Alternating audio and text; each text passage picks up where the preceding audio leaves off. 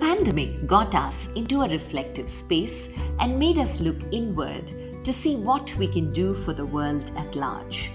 As a self expression coach, I became a catalyst for women and started Vani, a one on one coaching program for women on finding their voice, to speak up, to be visible. As a storyteller, I spotted there were many ordinary people amongst us leading extraordinary lives, making a difference to the world, and they needed to be heard. Thus was born You and I with Rashmi Shetty, where amazing personal journeys with their uniqueness and individuality are showcased.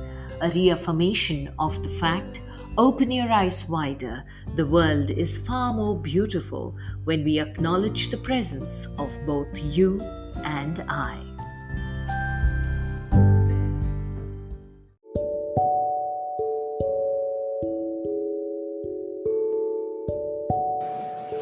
Our guest today is Priyal Keni, an international rifle shooter, chartered accountant, and 5 times TEDx speaker. As a Shiv Chhatrapati awardee and founder of a sports based NGO, she has worked with over 4,000 plus children, having delivered over 10 plus lectures at leading institutes including IIT Bombay, SRCC, NASM, etc. She has over 34,000 followers on LinkedIn and is part of their Creator Accelerator program, a Generation Equality Ally selected by the UN Women. She is also actively leading initiatives in the areas of women empowerment and gender equality.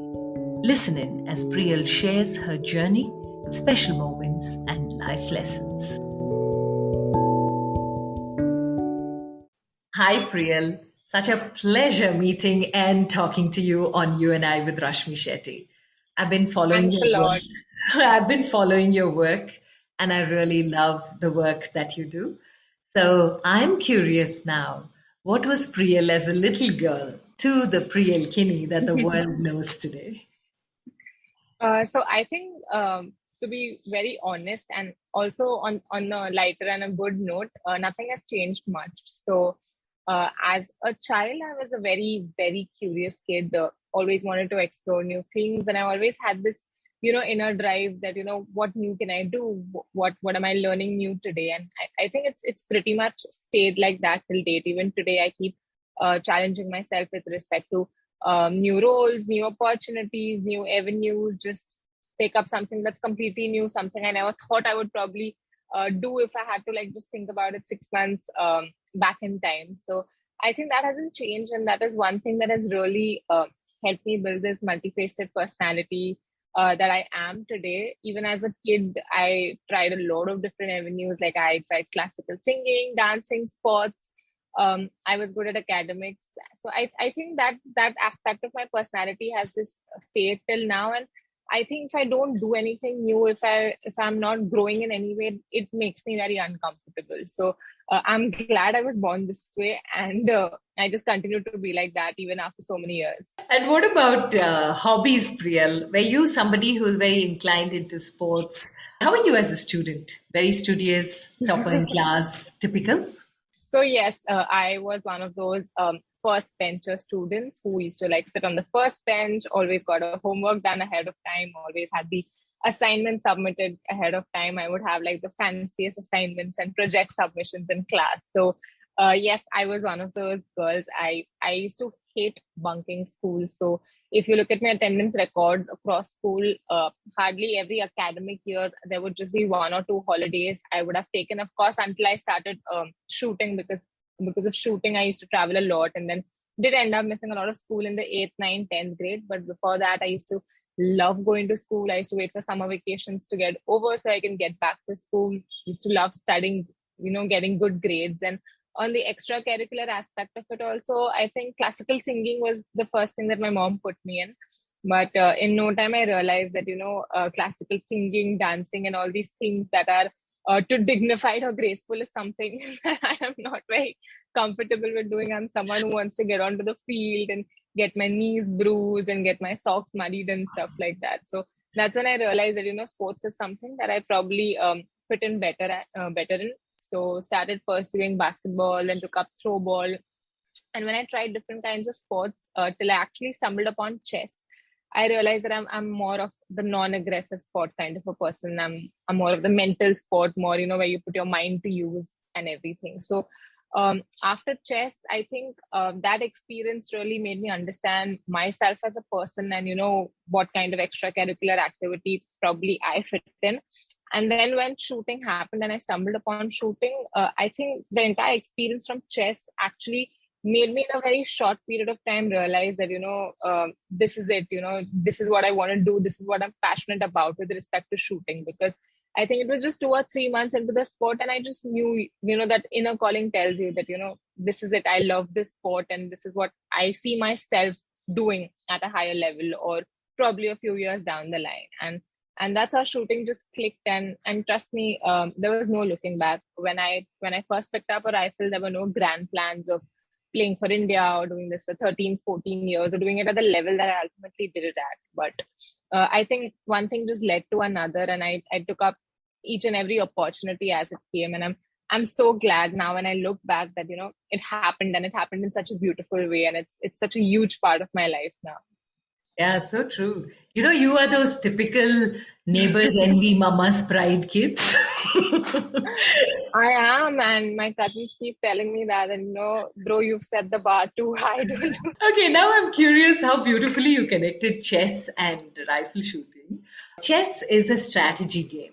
And how did you connect it to shooting? How did that help you understand that this is what is your calling? So I think the common thread between both these games is both of them are a mental sport. So generally, when people look at the sport of shooting, they think that it's more of a physical sport because you're training with a 6.5 kg rifle. You're training in the open, and there's like this heavy kit that is involved. So when people think that, oh, you're a shooter, they feel that you have to have very strong muscles, you have to have this great physique and everything. But it's actually quite the opposite. The most important thing that you need for shooting is having great mental control, having great concentration, and having great discipline. And these are things that were already engineered in me through whatever experience I had in chess, because chess is again a mental sport where it's all about concentration, discipline, and putting your mind to use. And then when I figured out that, the key strength that you need to play on in shooting, given the fact that it's a 90% mental sport, are the same things that I've already been fine tuning through chess. It was very easy to, just leverage onto those things that were already strong in me and just put them into play in shooting. So building onto my focus, building onto my concentration, I think I just picked it up like that. And one more thing that my coach really noticed early on, for which I really owe him a lot of credit, is he was the first one to go and tell my mom that, she has very good reflexes. And this is very important in the sport of shooting, because you're aiming, and it all at the end of the day burns down to your hand-eye coordination, because your eye can see the target, and the minute it realizes that, your rifle is aligned with the target, the trigger should just automatically just go up, just set out at that fraction of the moment so that you hit the bullseye. So he was the one who told my mom that, her reflexes are very strong. She has very good hand-eye coordination. So you should push her further for the sport.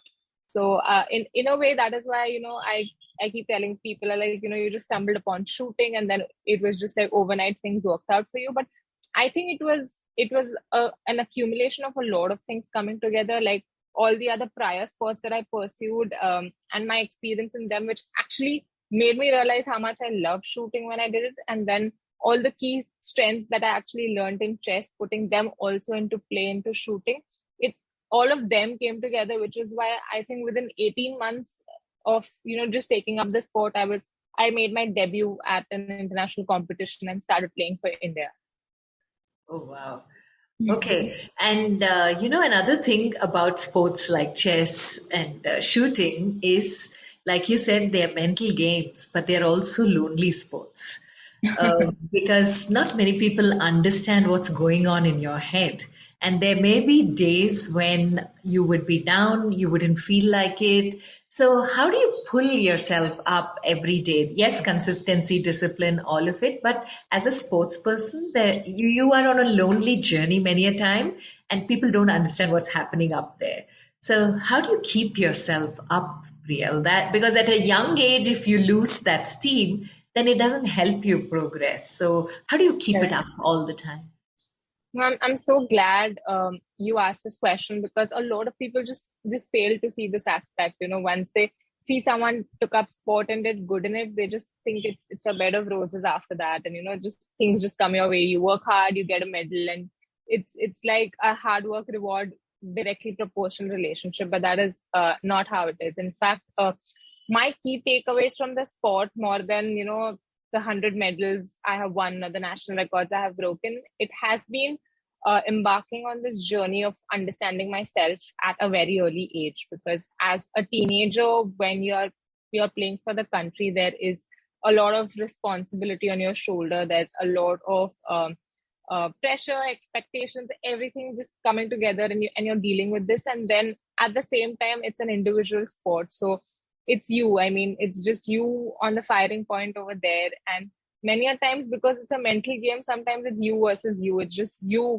versus your own mental thoughts during the game, so that you don't end up thinking something that distracts yourself. You don't over expect or you don't under expect, and just end up screwing up your performance that day. So I think from a very early age, it gave me the chance to understand myself so much better. And that's how the course is designed. We have a lot of mental exercises. We do a lot of journalizing. We do a lot of mind exercises by which, we can control our thoughts, or we can reinforce positivity. So because of that, it was really important for me, because as a kid, I never understood these aspects. And then when shooting happened, understanding myself, understanding how my mind works, and most importantly, accepting that, these are my strengths, these are my failures, these are my weaknesses, accepting my weaknesses for who I am, not blaming them in any way.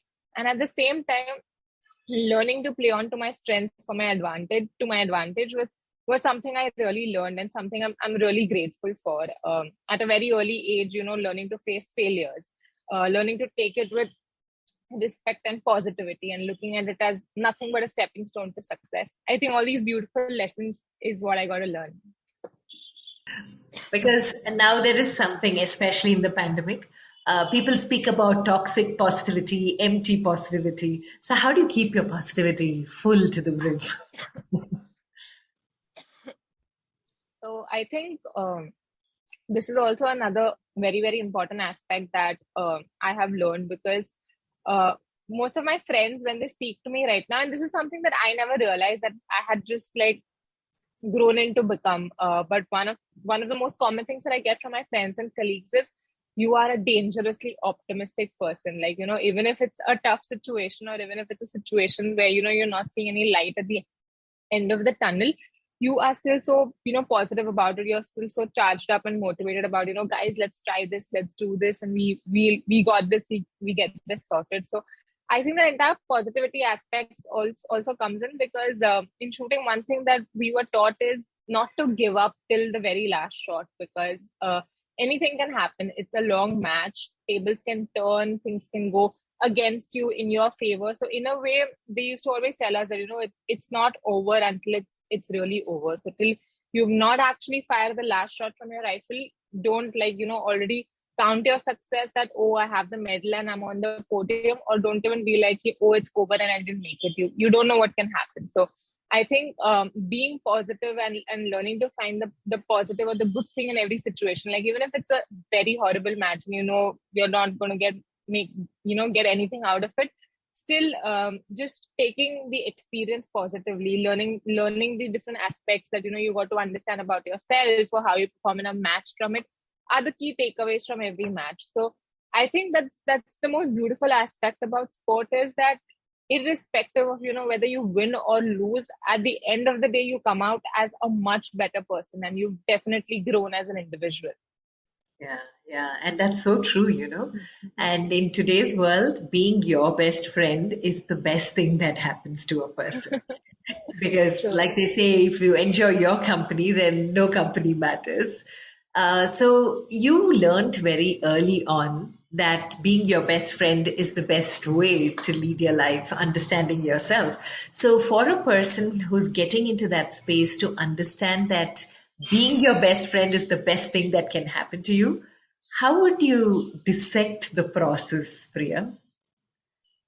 So I think for me, the entire process just came into play very beautifully was because of the little exercises or self-reflecting. The entire time I used to invest in, self-introspection is something that really helps. So if you are someone who is just about to embark on this journey, I would suggest the best person to even keep you company is just yourself. So do a lot of self introspection and do it on a daily basis. It can be something as simple as, just taking out 15 minutes at the end of the day, sitting down with a journal and reflecting upon, what you did today, what are you grateful for, what are your thoughts about today. And if you're someone who is also very goal oriented, or, setting goals is what drives you. Like that is how I am. I generally like reflect on my actions or what I did today, or, what thought process went into play, and I kind of try to map it around with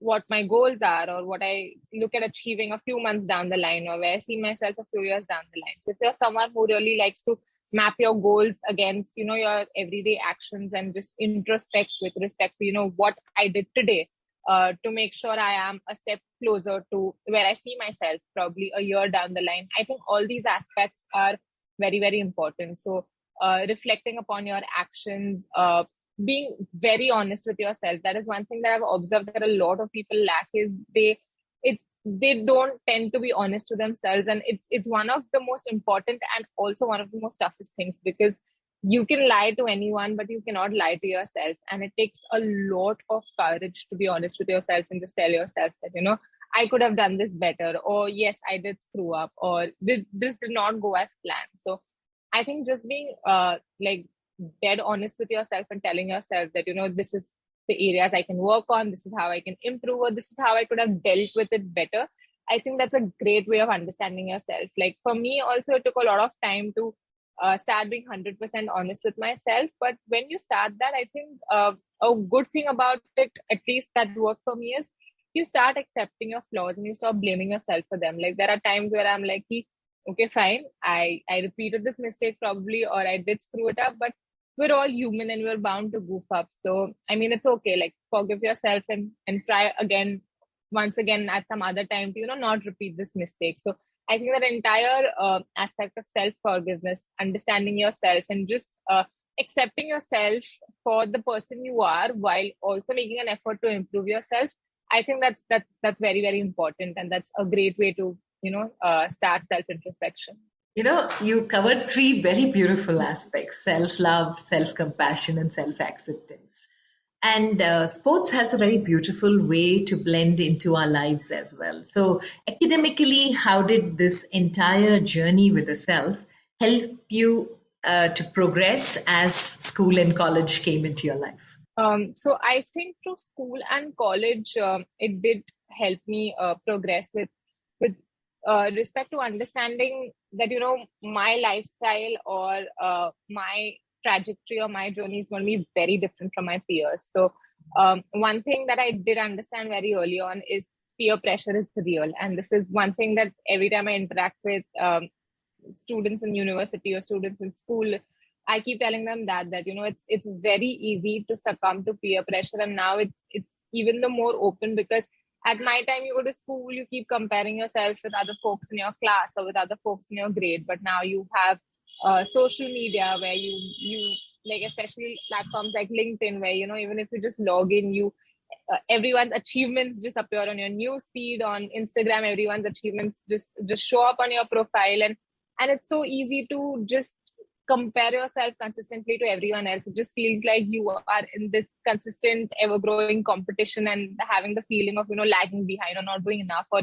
someone of my age is just doing so much more better than me. It is so easy to succumb to that. And it happened to me also at a point where, peer pressure did get to me, where I was like, I am giving so much of time to sport. Does it mean that, I will at some point it'll affect my academics? Because I was also good at academics. So I had set a benchmark for myself. I used to compare myself with 3-4 of the smartest people in class. And then I constantly felt that, they're getting more time to study. They're doing better than me. Probably my marks will dip. And And then, starting to be too harsh on yourself, or starting to, just be like, are you doing this right? Have you taken the right set of decisions? So I think this entire aspect of self introspection, how it helped me academically, was just understanding myself and telling myself that, your decisions or your choices are different. Even if in a particular semester or a particular subject, your grades do dip, or you don't continue to top that subject like you did previously, learn to look at the larger picture of being able to pursue a beautiful sport, the larger picture of learning to play for India, even if that makes your life very different, even if you end up missing on a few events in school or college, or don't get to enjoy school or college life as much as your friends, or you miss on to a few social events. Um, you have to decide what is more important for you and what your priorities are at this stage, or what matters to you the most. So I think that was one important thing that I learned. And this really, really helped me on when I decided to pursue chartered accountancy, because I did it after graduation. And when I started the course, most of my friends were already 3 years into the course. So I was like very late to the party. And it was a very lonely journey for me throughout, because my friends were like already in the final leg of it, whereas I was just getting started. And then it being a very rigorous professional course, the entire uncertainty about whether you will finish, you will get the end of it, will you even clear the CA final exams. But having this understanding about that, it's okay. I mean, just because I started off late, that doesn't mean I'm lagging behind. That doesn't mean that I'm inferior, or that doesn't mean that I screwed up my career in any way. It really helped me, sail through it alone. It was a very lonely journey, but at the end of it, I did make it to the other side, and I'm so glad that I still took the decision to do it. I stayed strong to it, and I proved myself that you own your own career. Like, don't try to compare your trajectory to someone else, or don't even undermine yourself just because you got somewhere a little later than what your peers or friends got that. It's important, Priyal, here that I would like to know that you definitely are an inspiration for a lot of young girls.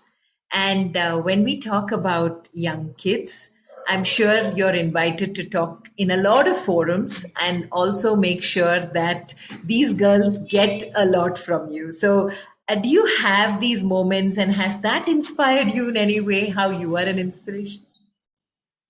So I think one of the proudest achievements for me is, when I interact with girls. So I run my own NGO, which is like a sports-based NGO, through which I interact with a lot of school-going children from less privileged backgrounds of the society. And before we started off, I used to always, kind of think that, how am I going to ensure that I'm investing in the growth of these children, more than them just learning a sport. How are they growing as individuals? How are they, dreaming big? How are they, just breaking free from the little bubble or shell they are in, where, they keep feeling that they cannot do great things. And how can I convince them to, tell themselves that, they too can dream big and get it. So I used to, keep asking myself and my team these questions. And we used to think that, how can we do this? What exercise can we do? What program can we initiate? But I think a few months into running my non-profit, I just realized that the most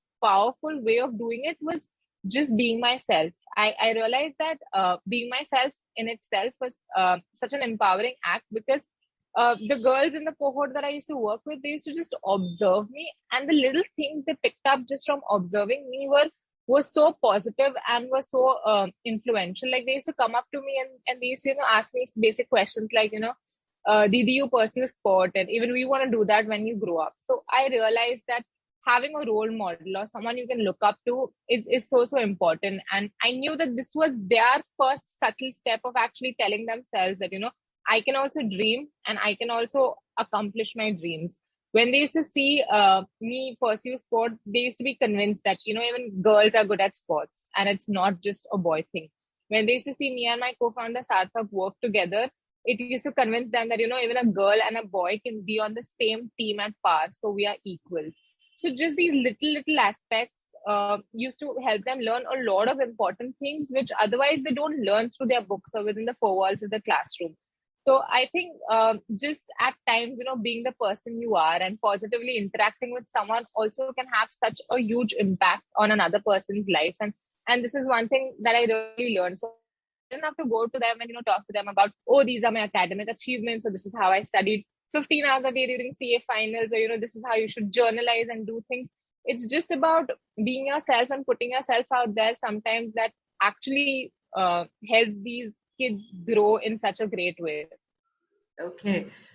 This is so beautiful, this NGO part of you. Because do you have any particular story of a girl coming to you after an interaction and saying something which made you feel that, yes, I'm on the right path?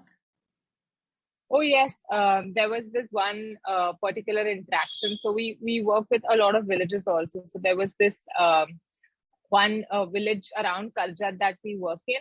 And there was this one point where, she came up to me and she basically just told me that, because of you, I have gone home and I have convinced my parents that, I can too do sports. And they were basically not getting convinced because they were like, sports is not a girl thing, it's a boy thing. That is not what girls can excel at. But then she beautifully explained to me, that how I gave your example, how I told them that, in spite of you doing sport, it didn't affect any other aspect of your career. You did something like CA and now you're running your own organization. So in no way it's going to give me like too much of freedom, or in no way it's going to, affect other aspects of my life, or in no way, like they always fear that, if they give their children a lot of freedom, they'll probably go on the wrong path, or they'll probably just stop listening to them or something of that sort. So she just told me how beautifully she ended up giving my example, and because I had interacted with her parents also in some capacity, they were kind of aware of me, how I am, and the work I do, and just the fact that giving my example convinced them to give her a chance to pursue sport. I think that really touched me, where I felt that in a subtle way, because of who I am as a person, actually is giving someone a chance to dream about something and actually pursue it. So that was one of the most beautiful interactions that I've had. And how old was she? Oh, she was just 12 years old. Oh my God. The 12, 13 is such an impressionable age. And I think a lot of decisions of who we turn out to be happens in that beginning preteen time. I totally agree. So 13 was when I started rifle shooting. So that was like the turning point in my life, undoubtedly. Yeah. Priyal, here I would like to ask you one question. There's a lot of pressure on children when they are in their 12th standard, in fact, after 8th standard, to get into all these courses which train them to become part of the rat race of competition, to get Correct. into engineering, medicine, especially these two. And the problem is most of these kids want to pursue something parallelly. The hobby that they choose, whether it's music or sports, is a let go area of all the stress they have studying and competing with their peers. And parents make sure that most of them give up those hobbies in order to focus on studies. Looking back at your own journey, what is it that you'd like to tell parents when children are insistent they want to pursue music or dance or any passion of theirs as a hobby while they're studying these intensive 11th and 12th standards in school?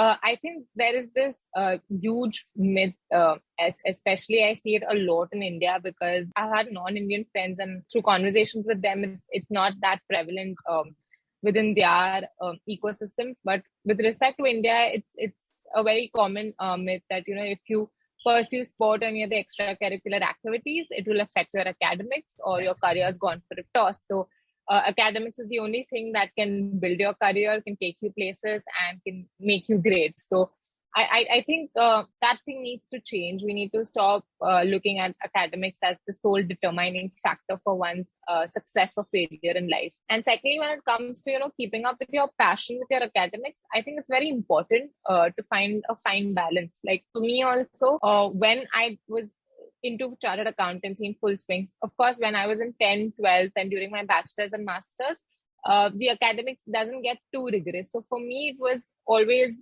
it was very possible to, manage both things simultaneously, and not give up on one to pursue the other. But when I got into the rat race of chartered accountancy, when things really got rigorous, there were times when there was a trade-off. So this is one thing that I'm very honest to about people, that you cannot have two very different goals as your number one goal. There will be something that will stay on number one, and there will be something that will go on number two, which will be slightly on the back burner. So even when I started pursuing CA, my CA studies and my articleship was my number one goal. So shooting did end up going on number two. It was slightly on the back burner. So there were times where if an exam clashed with a competition, I chose the exam. And if I had to had limited hours to study or train, I chose to study over train. So that didn't in any way mean that I completely gave up on my shooting during those 3 years, or I never made a comeback to the sport, or I completely lost touch with the sport. So I think there is a fine balance. So even when I speak to a lot of chartered accountancy students, I tell them that CA is roughly a 4 to 5 years course. So it doesn't mean that if you are someone who's into sports or into singing or dancing, you have to completely give up on that. You can very much be in touch with it. Of course, 4 or 5 months before the exam, maybe it's wise to just cut off and focus on your academics. But over a duration of 5 years, you just have 3 exams. So those 3 times into the 4 5 months, maybe 15 or 18 months, you might have to only give your 200% for academics. But the remaining 20 to 25 months that you have, you can continue to focus, you can continue to manage both, look at both these aspects. So, learn to find your fine balance, learn to see how much you can, really balance both, how you can manage these two different things that you have. So it's never a necessity to completely give up on one to do the other. In fact, I have had a lot of friends who've studied at some of the best institutes in the country. Some of them are IIT and some of them went to SRCC, and they continue to be in touch with their sport and continue to be in touch with their hobby, be it singing or dancing and everything, while they were even preparing for these exams or when they were even studying at these institutes. So there are a lot of examples of students out there who've done both. It's just about learning to manage your time well and learning to balance things out. Yeah, that's so very true. And the pandemic was a huge reflection time. Great resignation happened. People understood there's nothing like work-life balance. It's work-life integration that all of us need to do. All of us took a pause mode. What was it with you? What are your reflections of the pandemic? So I think for me also the biggest learning was understanding that the importance of work-life balance, because I think in March 2020, suddenly when things just came to a halt and all of us had this extra time in the day that would otherwise get utilized in traveling or heading out or meeting friends. So with respect to me, what happens is the first thing that came to my mind was, how do I make the best out of this extra time that I have? How can I make it the most productive time? How can I learn new things or do stuff that I've always wanted to do? So I just started putting in 2x the effort that I would otherwise put in during the day. And I didn't realize that, it's sometimes it's very important to consciously hit the pause button and take time off, because at the end of the day, you're a human being and you will also reach a dead end. You will also hit a burnout at some stage. So for me, I did not understand that. I just felt that, I have always been someone who is super busy through the day. I used to have 14-15 hours days, but that time I failed to reflect and understand that, in my prior schedule, I used to get my me time when I'm probably traveling to any place, or when I'm just catching up for coffee with a friend, or when I'm just sitting and waiting for any activity or task to happen, which was not happening because now suddenly I was waking up to just open my laptop, being in front of my laptop all day and just ending the day again in front of my laptop. I used to just try keep myself super busy. So I think my biggest learning from the entire pandemic journey is, to keep asking myself that, am I taking the breaks? Am I hitting the pause button whenever required? Am I in no way pushing myself towards a burnout? So now, even if I have to work from home the whole day, it doesn't mean that I'm just on, back-to-back meetings or doing too much work. I consciously, block my calendar with slots where I'm okay, fine, I'm just going to take 30 minutes of screen time and do nothing, because it's important and it's required. And I think this understanding that I have a work-life balance is something that was not there before 2020. Great. And we are at that point where I know you have not seen that much of life, but you've seen so much more of life than most of us have. So whether it is chartered accountancy, your rifle shooting time, your journeys have been diverse, but they converge at one point, Priyal K. So what are 3 life lessons, Priyal, that you'd like to leave us with that have made you who you are? So I think one of the biggest life lessons that I learned very early on is never to discount yourself. There was this time where as a 14 or 15-year-old, I used to keep discounting myself. I let go of a lot of opportunities because I just felt I'm not good enough, or I felt, someone else is better than me, or I won't be able to pull this off. And now when I look back, I just feel, had I taken them up, and maybe I wouldn't have even like succeeded. Maybe I would have failed, but I would have definitely come out as a better person, or would have learned something out of it. So my first and most important like lesson, and also something that I would like to pass on to anyone probably in the very early stages of their career or life, would be, never self-exclude or discount yourself. My second lesson, and something that I personally believe is you are you, and you are your own superpower. So nobody understands yourself better than you. You know your strengths, you know your weaknesses. So don't let anyone tell you that you can do something or you cannot do something. And this is actually a line that's straight out of one of my favorite movies, The Pursuit of Happiness, where the father is telling the kid that if you have a dream, you got to protect it, and don't let anybody tell you otherwise. So even if someone tells you that you can't do this, for example, when I took a break from sport to pursue chartered accountancy, a lot of people told me it was like, they outright told me on my face it was a very stupid decision, and getting up, putting yourself out, bringing yourself from sport into such a rigorous academic course, it'll be very tough to clear your CA finals, you won't be able to pull this off. But one thing that actually helped me stay there, or actually helped me cut off that noise, is because I knew my strengths. I knew that I can uproot myself from a completely different ecosystem, put myself into academic rigor, and I knew I would push myself to sail through. So learn, like, understand your strengths and learn how to play on to it. Like, don't let anybody else convince you otherwise, or tell you that you can't do something. And I think third and the most important thing is, your greatest learning lies out of your comfort zone. So till you don't put yourself out there, you will not know how far you can go. It's only if you try new things or pursue new opportunities, you'll really understand the true extent of your potential. So at the start only, just don't be like, this is too over ambitious for me. Like, try it, and sometimes, trust me, you will surprise yourself how far you can go. Powerful and inspirational words for every young girl and boy who's setting out on a journey, and for everyone immaterial of their age, that life always has a new innings. Like they say in that very famous Anand film dialogue, that Babu Moshai, Zindagi lambi nahi badi honi chahiye. And your life, Priyal, definitely fits in perfectly like a T into those lines. God bless you. Thank you so much for being on You and I with Rashmi Shetty, and may you continue to inspire everyone around you for the amazing human being that you are. Pleasure. Thanks a lot, Rashmi. And it was great speaking to you. And I look forward to keeping in touch. Definitely. Take care and God bless.